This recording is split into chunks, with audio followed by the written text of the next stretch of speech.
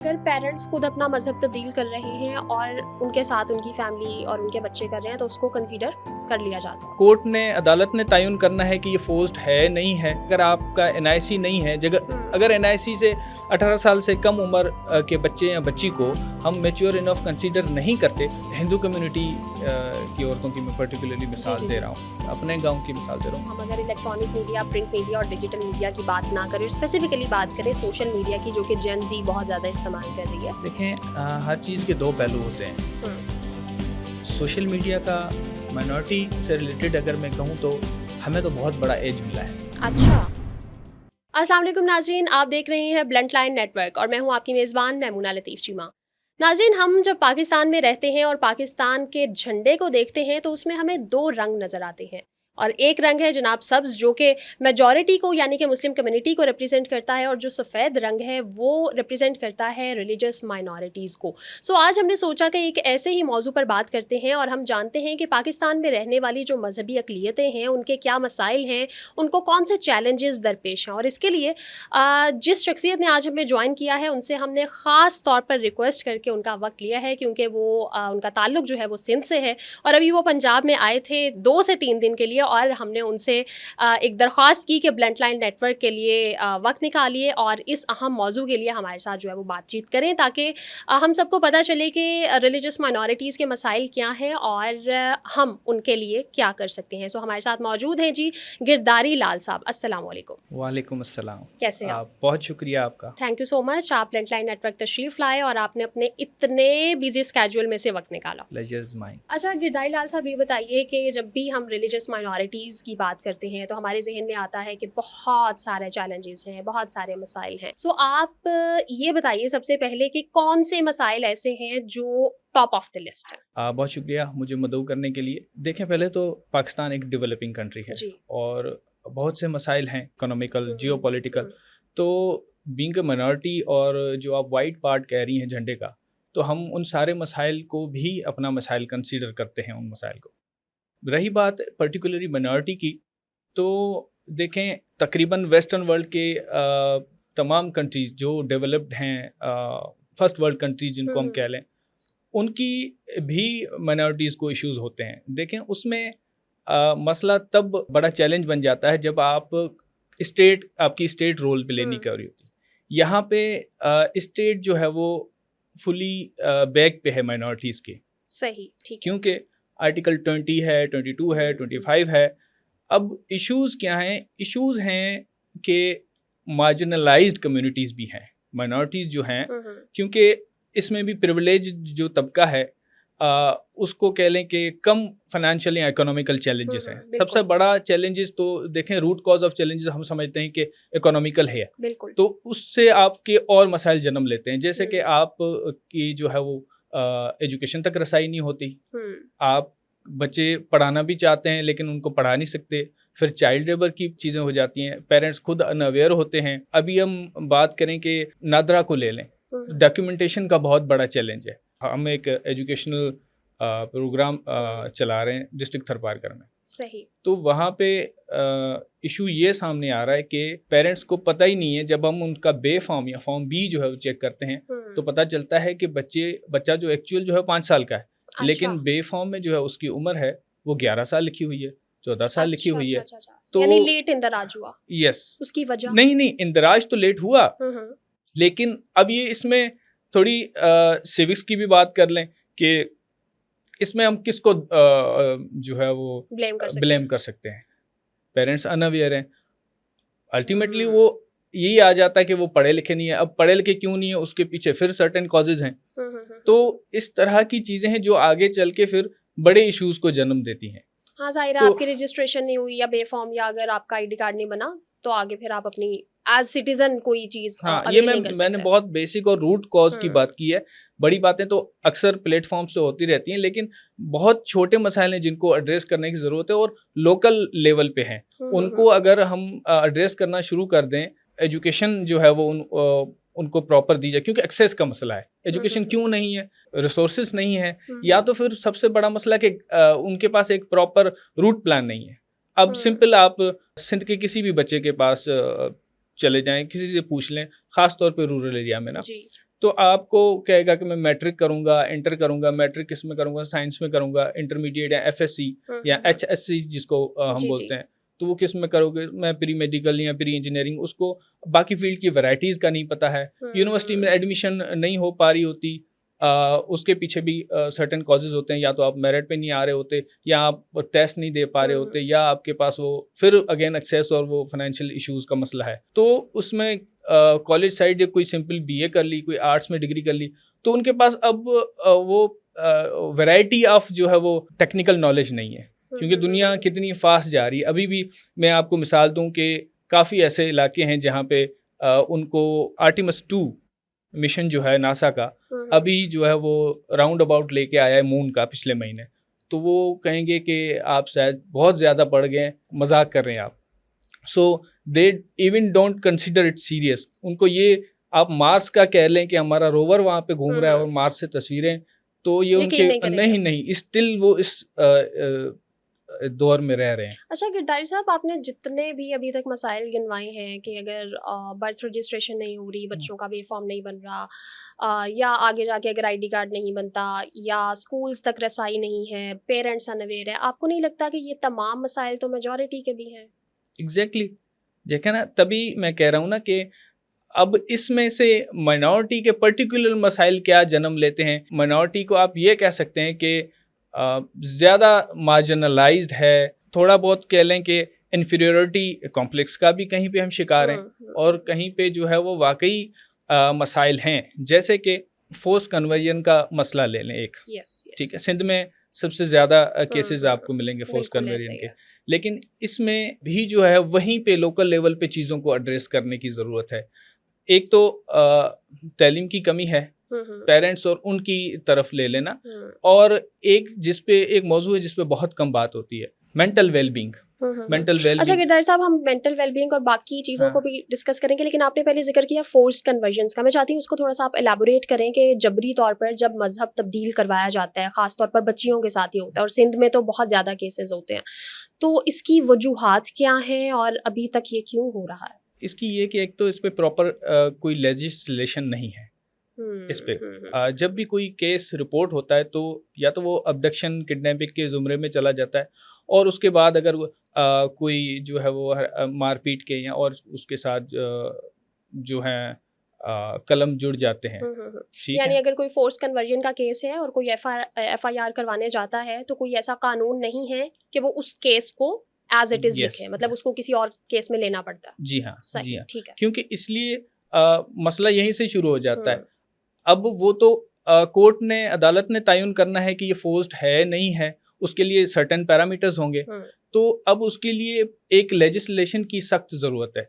लेकिन अगर इशू है तो उसको किसी तरह एड्रेस तो करना होगा, वहीं पे स्टेट का रोल शुरू हो जाता है। तो इसके लिए मैं जब ये बात निकली है तो मैं सेंटर फॉर सोशल जस्टिस और पीसीएमआर जो है, people's commission on minority rights जो है, उनको दाद दूंगा कि उन्होंने एक बेहतरीन बिल ड्राफ्ट किया है। और वो प्रोपोज्ड है अभी। जो प्रोपोजल है वो है फेथ कन्वर्जेंस एक्ट 2025 के नाम से। सही। वो बिल जो है वो एनसीआरसी के पास है, और उस बिल को इस तरह डिज़ाइन किया गया है कि हमारा एनआईसी जो है वो हमारा एक डॉक्यूमेंट्री प्रूफ है, लीगल डॉक्यूमेंट है कि हम 18 साल के पाकिस्तान के शहरी हैं, और ये भी कानूनी उसका हक है हर उस शख्स का जो कि 18 साल का है, वो मेच्योर इनफ है, वो अपने लिए फैसला ले सकता है। देखें, बाय कंसेंट आप फेथ चेंज कर रहे हैं, it's not a big deal, ये आपका राइट है। ठीक है, आप मेच्योर हैं, आप चीज़ों को पढ़ लिख सकते हैं, आप समझ सकते हैं, आप उनको स्टडी करें, ऑब्जर्व करें। अगर आप बाय कंसेंट बाय विल जा रहे हैं तो इसमें कोई हर्ज नहीं। लेकिन उसके लिए भी हम चाह रहे हैं कि इस बिल में ये चीज़ें हैं कि उसको प्रॉपर उसके लिए एक पैरामीटर सेट हो कि आपका एनआईसी हो, और वहाँ का एटलीस्ट कोई जो है वो एडिशनल सेशन जज उस डिस्ट्रिक्ट का हो, वो उसको सुने, उसके पास वो प्रॉपर एक एप्लीकेशन सबमिट हो कि ये मेरा जो तारुफ है, मैं इस रिलीजन में कन्वर्ट होना चाह रहा हूँ, ये वजूहात हैं, इस तरह की चीज़ें। तो ये सारी डिटेल्ड उस बिल में है। तो जहाँ पे ये गैप आ रहा है लेजिस्लेशन का, कानून साजी का, तो वहाँ पे सोशल सेक्टर NGOs और सिविल सोसाइटी अपना रोल प्ले कर रही है, तो इसको हम इस जाविये से देखते हैं कि अगर फोर्स कन्वर्जन के मसाइल हैं और बेशक उनके अगर काजेज़ फोर्सफुल नहीं हैं तो भी एड्रेस हों लेजिस्लेटिव वे में, अगर फोर्सफुल है तो उसमें भी उसके उन अनासर के लिए सज़ा प्रपोज की गई है कि अगर आप कहीं पे भी पाया जाता है ड्यूरिंग द प्रोसीडिंग्स या साबित हो जाता है कि ये जो मैरिज है ये फोर्सफुली हुई है, तो उनको जो है वो कानूनी तौर पे सज़ा दी जाए। अच्छा, आप ये भी बताइए कि जैसा कि आपने इस बिल का जिक्र किया, उसका ड्राफ्ट मैंने भी देखा और पढ़ा, उसमें एक चीज़ सजेस्ट की गई है, प्रपोज की गई है कि जो 18 साल से बड़ी उम्र के लोग हैं जिनको हम अडल्ट्स कहते हैं, वो अपना रिलीजन, कोई भी रिलीजन अपनी मर्जी से अडॉप्ट कर सकते हैं, लेकिन जो 18 साल से कम है जिनको हम बच्चा कंसिडर करते हैं, यानी कि वो चाइल्ड वाली कैटेगरी है, वो नहीं कर सकते। इसकी क्या वजह है? यानी अगर कोई खासतौर पर सिंध से आपका ताल्लुक है और सिंध में ऐसे केसेस हम देखते हैं, अदालत में बच्ची गई और उसने कहा जी मैं अपनी मर्जी से कबूल कर रही हूँ, तो उसका डिसीजन क्यों नहीं माना जाता? देखें, अगर उनके पास डॉक्यूमेंट्री एविडेंस है कि वो 18 साल की हैं, ठीक है, वो एक अलग चीज़ होगी। बाकी बाज़ औक़ात ये भी देखा गया है कि फेक डॉक्यूमेंट प्रोड्यूस किए जाते हैं। अच्छा। पेरेंट्स को पता नहीं होता या वो अवेयर नहीं होते, तो बेफाम लड़की का बना होता है और वहाँ पे कोई और मैट्रिक का या इस तरह का डॉक्यूमेंट उसमें एडिटिंग करके जो है वो एडोब फोटोशॉप पे बिल्कुल सिंपल जो है उसमें ट्रिक इस्तेमाल करके उनको चेंज कर दिया जाता है। इवन ये और भी सर्टिफिकेट्स में हो जाता है। एक चीज़ तो ये होगी। दूसरी चीज़, स्टिल अगर वो पता चल जाता है कि वो लड़की जो है या वो बच्ची है वो अंडर 18 है, तो उसके लिए सिंध में हमारे पास चाइल्ड जो है वो मैरिज रिस्ट्रेंट एक 2013 है, जो कि पंजाब में भी मैं आपको मुबारकबाद देना चाहूँगा कि पंजाब गवर्नमेंट ने भी, हाँ, पंजाब गवर्नमेंट ने भी इसको अपना लिया है। जी जी बिल्कुल। तो अच्छा, शादी ठीक है, एक तो हम फोर्स कन्वर्जन करवाते हैं जी शादी करने के लिए, क्योंकि कहा जाता है जी बहुत सारे मुस्लिम जो मर्द हैं वो ये कहते हैं कि हम किसी का मज़हब तब्दील करवा के उसको मुसलमान करके जबरी तौर पर लड़की के साथ शादी कर सकते हैं। लेकिन अगर हम शादी वाली चीज़ को बीच में से निकाल दें, क्योंकि अब तो वो शादी रजिस्टर ही नहीं हो सकती ना, अब तो KPK के अलावा बाकी तमाम सूबों में फेडरल में ये कानून पास हो चुका है कि 18 साल का लड़का 18 साल की लड़की। मैं बात कर रही हूँ कि फोर्स कन्वर्जन जो होती है 18 साल से पहले, और उसमें शादी वाली चीज़ शामिल नहीं है, वो सिर्फ मज़हब तब्दील करवाया जा रहा है, और उसमें अगर कोई बच्चा है 18 से कम उम्र है, वो खुद से कॉन्सेंट दे रहा है, तो उसको क्यों नहीं माना जाता? लेकिन वही चीज़ जब पेरेंट्स के साथ होता है तो उसको कंसीडर कर लिया जाता है। तभी तो हम लेजिस्लेशन और कॉन्स्टिट्यूशन इन चीज़ों की बात कर रहे हैं। जहाँ पे गैप्स हैं वहाँ पे हम वर्किंग कर रहे हैं, और जहाँ पे चीज़ें ऑलरेडी कॉन्स्टिट्यूशन में मेंशन्ड हैं, डिसाइडेड हैं कि आप हर जगह जब 18 साल प्लस आप लोगों ने रखा हुआ है, तो आप इसमें भी आप उस चीज़ को फिक्स करें ना कि अगर आपका NIC नहीं है, अगर NIC से 18 साल से कम उम्र के बच्चे या बच्ची को हम मैच्योर इनफ कंसीडर नहीं करते, तो फिर इतना बड़ा डिसीजन उसका जो है वो कैसे उसको हम बाइंडिंग करार दे दें। सही। और अगर पेरेंट्स खुद अपना मजहब तब्दील कर रहे हैं और उनके साथ उनकी फैमिली और उनके बच्चे कर रहे हैं, तो उसको कंसीडर कर लिया जाता है, उसमें तो फिर कोई वो नहीं होता। देखिए, होना भी नहीं चाहिए। अगर आप कंसेंट के साथ कुछ भी आप ले रहे हैं डिसीजन अपना, तो उसमें तो किसी को कोई मसला ना होना चाहिए, ना ही है।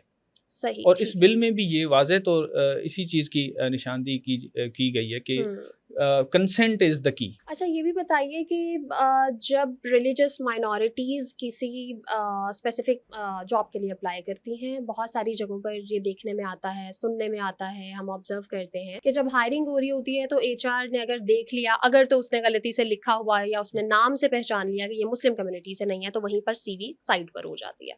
और समटाइम्स ऐसा भी होता है कि अगर हायरिंग हो भी गई है तो आपकी कॉलीग्स की तरफ से आपको एक इंक्लूसिव इन्वायरमेंट नहीं मिल पाता, आपको किसी ना किसी तरह से डिस्क्रिमिनेट किया जा रहा होता है। बहुत सारी जगहें ऐसी हैं, इवन हमारे घरों में भी, लेकिन मैं स्पेसिफिकली ऑफिसेज के हवाले से पूछ रही हूँ, वर्क स्पेसेस जो हमारी होती हैं, बर्तन अलग रखे जाते हैं। मैं मुसलमान हूँ, मैं इस प्लेट में ग्लास में खा पी रहा हूँ या रही हूँ, तो अगर कोई मेरे साथ क्रिश्चियन है या हिंदू है या सिख है, तो मैं उसके साथ नहीं खाऊंगा या नहीं बैठूंगा। तो इसकी क्या वजूहात है, और क्या ये सिचुएशन अभी भी ऐसी है या कुछ बेहतरी आई है? आप क्या समझते हैं? ब्रॉडर लेवल पे मैं बात करूँ तो बहुत ये चीज़ें कम हो गई हैं अभी। हम खुद वर्किंग क्लास के लोग हैं, मेरे सराउंडिंग में, मेरी फैमिली में, मेरे दोस्तों यारों में, माइनॉरिटीज़ की स्पेशली बात कर रहा हूँ, काफ़ी दिनों से इस तरह की चीज़ सुनने को नहीं मिली। अच्छा। जहाँ से डिस्क्रिमिनेशन की चीज़ सामने आ रही है, मैं जिस इलाके से बिलोंग करता हूँ, वहाँ पे भी हमने खुद अपनी जो है वो ज़िंदगी में ये चीज़ें फेस की हैं।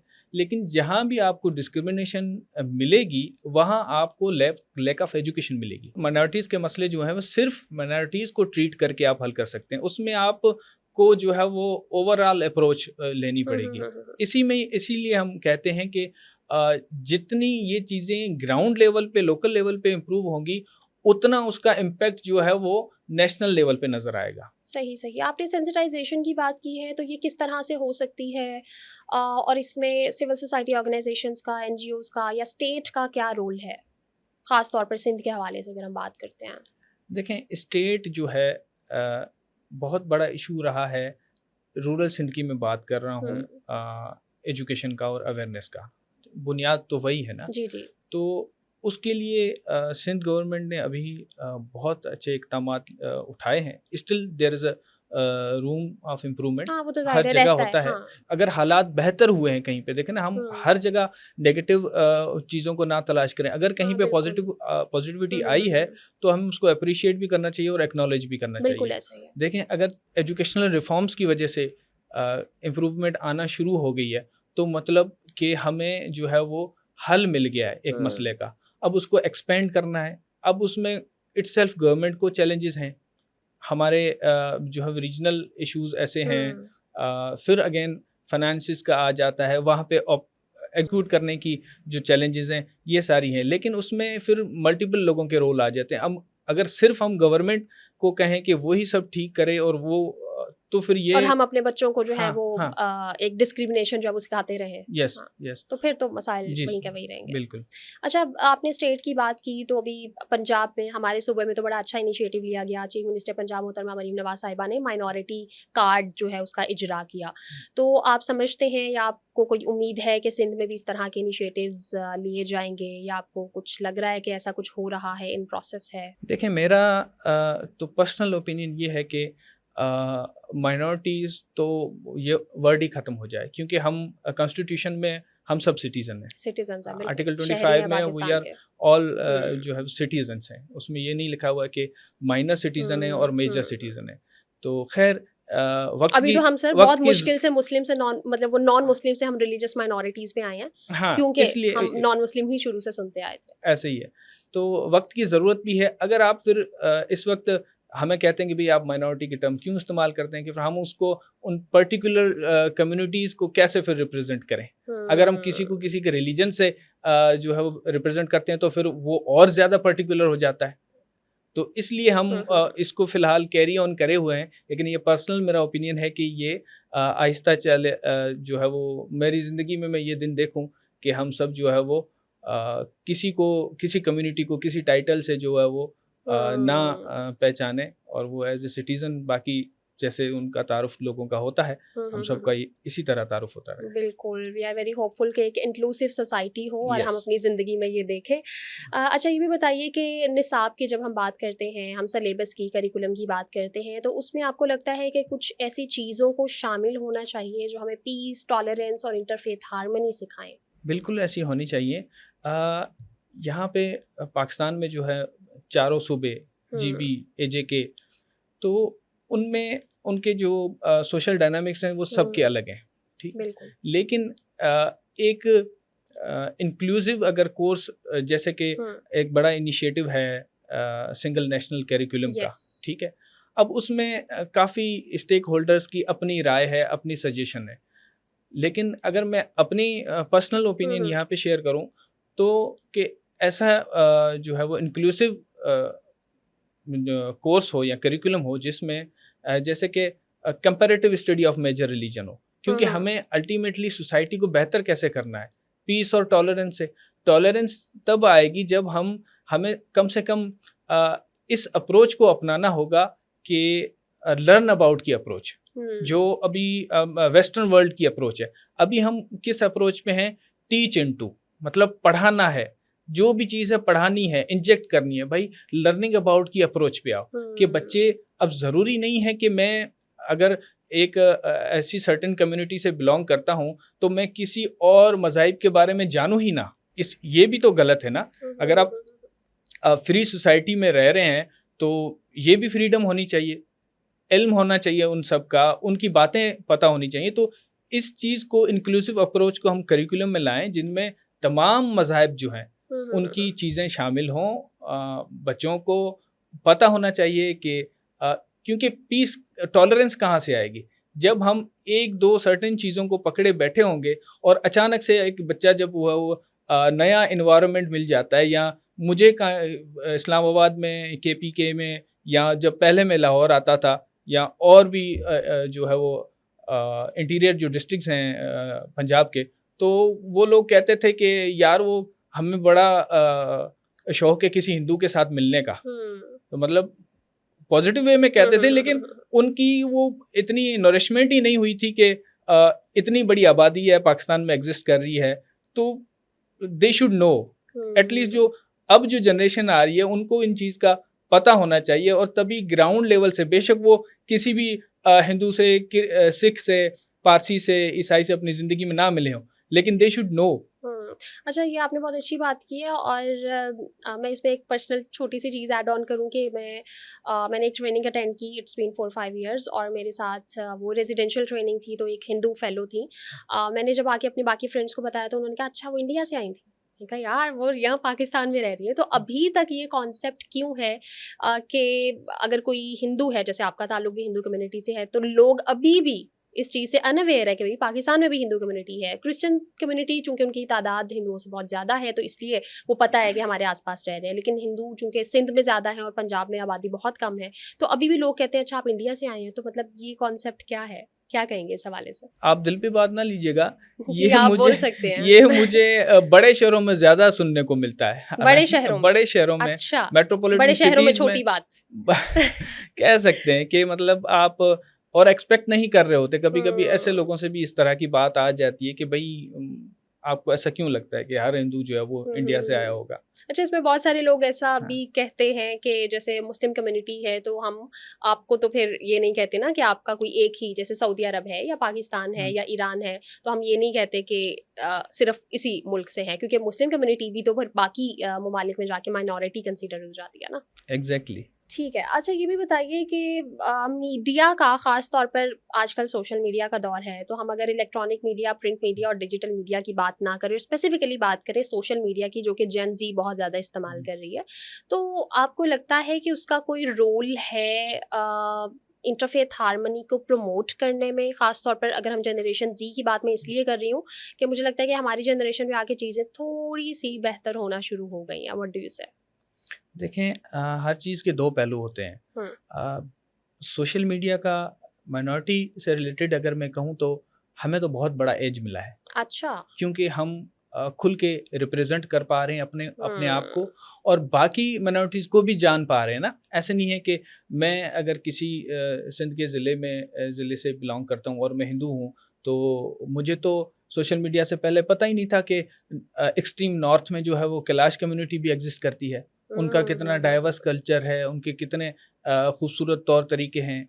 क्रिश्चियन जो हैं वो किस जो है मकतब फ़िक्र को फॉलो करते हैं, क्या थॉट रखते हैं, किस तरह उनके जो हम कल्चर्स हैं, इवेंट कैसे वो सेलिब्रेट करते हैं। तो देखें, एक खूबसूरती है, जब आप जानते हैं तभी तो आप में टॉलरेंस आता है, डाइवर्सिटी जो है आती है।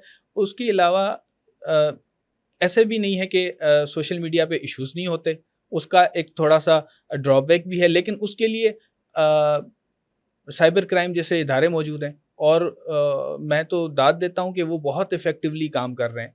आपकी 24 आवर्स में इश्यूज़ जो हैं वो एड्रेस होना शुरू हो जाते हैं, तो उनका एक मैकेनिज़्म है। बाकी रेटिंग की बात करें तो मैं सोशल मीडिया को 8 आउट ऑफ 10 दूंगा कि जितना अच्छा। हाँ, इन डाइवर्स कल्चर्स को, माइनॉरिटीज़ को, बाकी कम्युनिटीज़ को भी जो है वो एक प्लेटफॉर्म दिया है कि अपने आप को एक्सप्रेस कर सकें, शेयर कर सकें और दूसरों के साथ बांट सकें। सही, परफेक्ट। अच्छा, आपने सोशल मीडिया की बात की है कि बहुत अच्छा एक सोर्स है इंटरफेथ हार्मनी को प्रमोट करने के लिए। इसके अलावा आपको क्या लगता है कि कौन से इनिशिएटिव्स लिए जा सकते हैं? इनिशिएटिव्स सिर्फ ये नहीं कि स्टेट लेवल पर, जैसे कि आपने पहले भी कहा कि कुछ हमारी इनफरादी जिम्मेदारियां भी होती हैं, कुछ हमने मिलकर मुआशरे में भी करना होता है। तो अगर मैं पूछूं एज एन इंडिविजुअल, मैं क्या कर सकती हूँ? I am Muslim, you are Hindu, मैं क्या कर सकती हूँ, या मुझे अपने कॉलीग्स के साथ या अपने आसपास के लोगों के साथ कैसा रवैया रखना चाहिए। अगर वो मुस्लिम्स भी हैं तो उनकी हम सेंसिटाइजेशन कैसे कर सकते हैं, या जो पेरेंट्स हैं वो अपने बच्चों को मजहबी तासुब से दूर किस तरह से कर सकते हैं, उनकी तरबियत में कौन सी चीज़ें शामिल कर सकते हैं। मैं इसके लिए आपको एक बहुत खूबसूरत मिसाल दूंगा। अगर आप हम्म, कहीं कभी आना हुसैन के रूरल एरियाज़ में या आपका एक्सपीरियंस रहा आप हो, बुलाइए, हम ज़रूर आएंगे। हाँ, I would love to host you. तो शुक्रिया। वहाँ पे हिंदू कम्युनिटी की औरतों की मैं पर्टिकुलरली जी मिसाल जी दे जी। रहा हूँ, अपने गांव की मिसाल दे रहा हूँ। अजान जैसे ही होती है हम्म तो वो उनको दादियों के दौर से मैं बता रहा हूँ, हम जो देखते आ रहे हैं हम्म। कि अजान हुई और वो दुपट्टा अपने सर पे ले यस लेती हैं। Exactly, I have observe this. हाँ, देखें, हाँ, तो ऐसा है। ये चीज़ें हैं, एहतराम है एहतराम बेसिकली है। दूसरे देखिए, हाँ मजहब का। हाँ हाँ। हाँ हाँ, उनको, और उनको एटलीस्ट इतना आइडिया है कि हम्म जो है वो एक पाक कलाम जो है वो पुकारा जा रहा है और अजान हो रही है, तो हमें उसमें खामोशी भी इख्तियार कर लेनी हम्म। चाहिए। आपने अगर किसी भी माइनॉरिटी के सर्कल के साथ बैठी हों, हालांकि हमने कुछ दिन पहले कॉन्फ्रेंस में भी ये देखा होगा कि जैसे अजान हुई तो बगैर किसी के बोले जो है वो हम्म। सब चुप होके बैठ गए। तो यही टॉलरेंस है। हम सब में जो है वो इसी चीज़ की अगर ज़रूरत है, इसी चीज़ की कमी है, अगर कहीं पे कोई इंडिविजुअल लेवल पे कोई चीज़ है, तो हम्म। इसको अगर हम बेहतर करना शुरू करते हैं तो हमारा मुआशरा आहिस्ता आहिस्ता बहुत खूबसूरत हो जाएगा। सही, ठीक हो गया, आपने बहुत अच्छी रिकमेंडेशन दी और हम आपका बहुत ज़्यादा वक्त भी ले चुके हैं। मैं चाहती हूँ कि आप आखिर में हमारे देखने और सुनने वालों को कोई पैगाम दीजिए कि हम एक इंक्लूसिव सोसाइटी, एक पीसफुल सोसाइटी किस तरह से बना सकते हैं, और जितनी भी रिलीजियस माइनॉरिटीज़ पाकिस्तान में एग्जिस्ट करती हैं, जो रह रही हैं, हम उनके साथ किस तरह से रवादारी वाला रवैया अडॉप्ट कर सकते हैं। देखिए, इंक्लूसिव सोसाइटी बनाने के लिए मैं ये हम सब के लिए एक मैसेज है, एक सजेशन है कि देखें, हर रिलीजन जो है वो बेसिक जो उसका मकसद है वो इंसानियत है। बिल्कुल। ठीक है, किसी भी फॉर्म में वो उसकी बेसिक टीचिंग जो है वो ह्यूमैनिटी है। हम्म तो हम उसी चीज़ को ही लेके अगर चलें एज एन सोसाइटी और फिर एज एन नेशन, कि भाई हैं तो सब इंसान ना। उसके बाद क्योंकि रिलीजन जो है वो it is a totally personal हाँ बिल्कुल। मैटर ना, तो इस माइंड सेट की ज़रूरत है हमें as a society, as a nation. Hmm. तो उसमें जो है वो हम सबसे बेहतर कंट्रीब्यूट कर सकते हैं अपने मुल्क के लिए, और फिर इंटरनेशनल जो हमारे नेशन की जो इमेज बिल्डिंग के लिए एज एन कोलाबोरेटिव और एज एन टॉलरेंट सोसाइटी जो है वो इस चीज़ की ज़रूरत है। और काफ़ी बेहतर हो रही हैं चीज़ें, और हमें उम्मीद है कि और भी जो हम अपनी सोसाइटी को पीसफुल और टॉलरेंट जो है वो मिलके बनाएंगे। ज़रूर ज़रूर ज़रूर, हम सब मिलकर इस मुआशरे को एक खूबसूरत मुआशरा बनाएंगे। बहुत बहुत शुक्रिया गिरधारी लाल साहब बहुत आपके शुक्रिया। कीमती वक्त का। और मैं रिपीट करना चाहूँगी कि ये ख़ास तौर पर सिंध से जो है वो पंजाब तशरीफ़ लाए हैं, और लाहौर में इनके 2 से 3 दिन थे, जिनमें से हमने इनसे ब्लंट लाइन नेटवर्क के लिए जो है वो वक्त लिया है। सर, आपकी तशरीफ़ आवी का बहुत बहुत शुक्रिया। बहुत शुक्रिया। जी नाज़रीन, हमारे साथ मौजूद थे गिरधारी लाल साहब, और आज हमने बात की कि पाकिस्तान में रहने वाली जो रिलीजियस माइनॉरिटीज़ हैं, मजहबी अक़लियतें हैं, उनके क्या मसाइल हैं, क्या चैलेंजेस हैं, मुख्तलिफ़ इदारों में जब वो काम करते हैं तो क्या होता है, क्या चैलेंजेस वो फेस करते हैं, और फिर घर में जो हमारी तरबियत हो रही होती है वो किस तरह से होती है। सो बहुत सारी चीज़ें ऐसी हैं जो बेहतर होने की, जिसमें बेहतरी की गुंजाइश मौजूद है, और बहुत सारी चीज़ें ऐसी भी हैं कि जो बेहतर हो चुकी हैं, जैसा कि अभी उन्होंने जिक्र भी किया। और हम लोग बहुत ज़्यादा पुरुमीद भी हैं कि ये काम होता रहेगा। जिस तरह से पंजाब में भी कुछ इनिशिएटिव्स लिए गए हैं हुकूमत की जानिब से, इसी तरह से हम चाहते हैं कि बाकी सूबों में भी लिए जाएँ, and we are very hopeful कि बहुत जल्द एक जो पाकिस्तान है वो एक इंक्लूसिव मुआशरा जिसको हम कहते हैं वो बन जाएगा। सो इसी के साथ अपनी होस्ट मैमूना शीमा को दीजिए इजाज़त। एक अगले पॉडकास्ट में एक अगले मौजू के साथ बहुत जल्द आपसे होगी दोबारा मुलाकात और बातचीत। तब तक अपना बहुत सारा ख्याल रखिए। अल्लाह हाफ़िज़।